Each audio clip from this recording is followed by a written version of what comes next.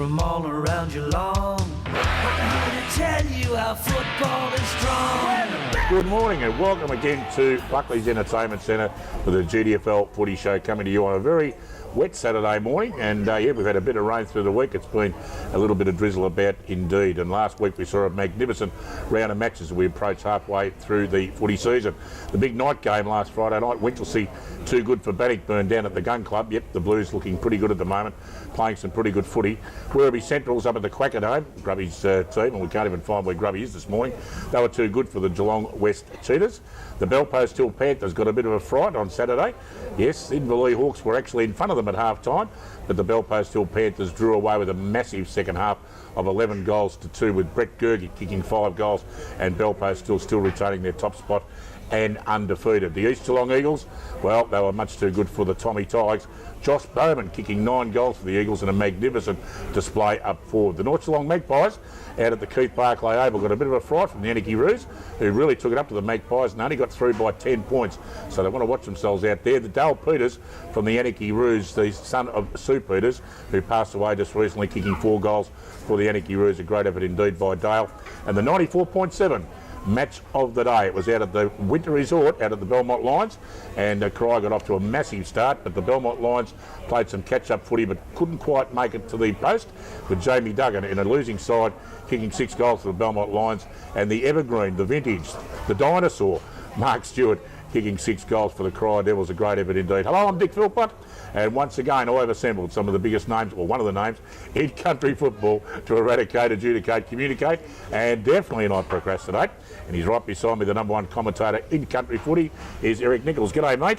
G'day, Dick. It's nice to be here. I don't know where Grubby's got to, the big reunion at Werribee this afternoon. Oh, it worries me already. Yeah, I reckon he's probably started. I reckon he's probably up there propping the bar up, and he's going to be absolutely a mess by the time we get up there. Long as he hasn't started last night, we'll be all right. Fantastic, mate. Well, last Saturday you caught up with a magnificent interview. First of all, as you can see, we're at the Buckley's Entertainment Centre on a Saturday morning, and I'll just do this, folks. We've been rehearsing this all morning as I handball it back to the floor manager. Ready? Oh, shit. Oh, geez, don't worry about that, folks.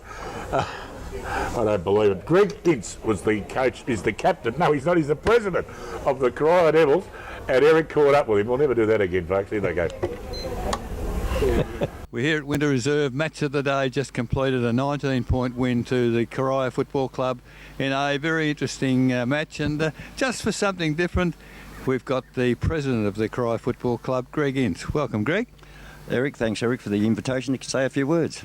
Absolute pleasure, and as president you would be absolutely delighted, I would think, with the win, although after half-time, who would have known? Yeah, I would agree with that, Eric. I thought our first quarter was probably the best quarter of football we've played all year. In the second half, I started to worry a little bit. It was probably our crunch game of the year. Lost today put us out of finals contention. I think the win today puts us back in. The results gone our way with the 4th and 5th side, so it was a great win and a great game, to be honest. Speaking to Mark before the game, he felt the similar sentiments to what you've just expressed, that win today was absolutely imperative to have any sorts of playing in the finals. Some of the young kids stood up today.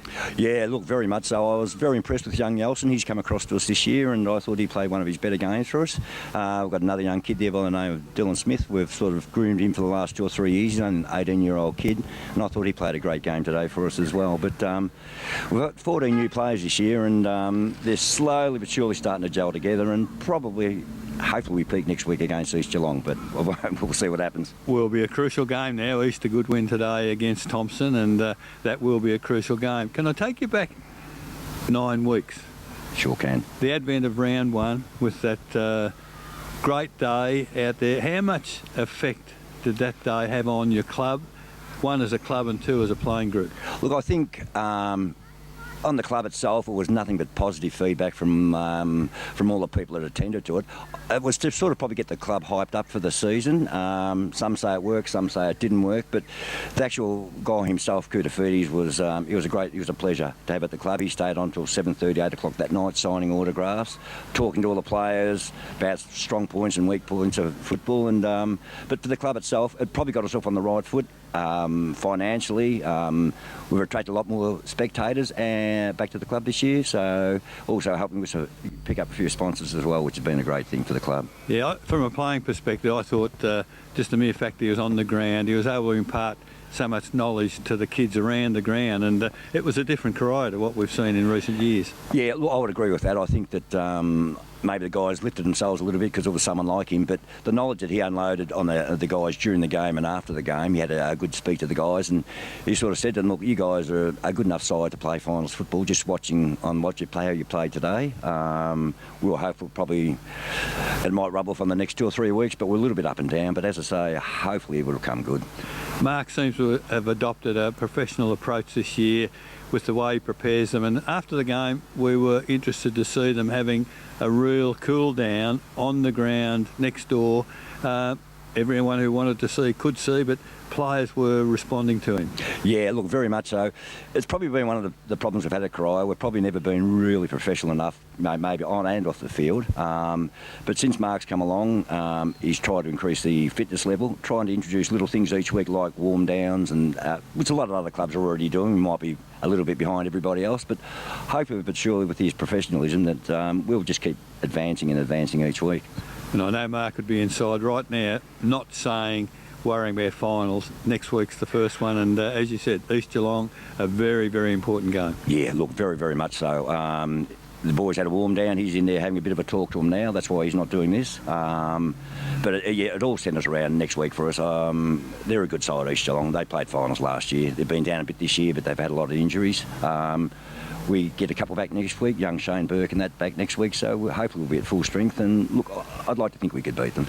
Greg, thanks very much for a few moments tonight. Congratulations on a great win, and we look forward to seeing more of you as the season progresses. Thank you. And welcome back, and apologies to Greg Ince for that before, but he is, of course, the president of the Corio Devils. A great interview there with Eric. Have a quick look at the ladder as it comes up on the screen there with Fano's magnificent graphics. Look at that.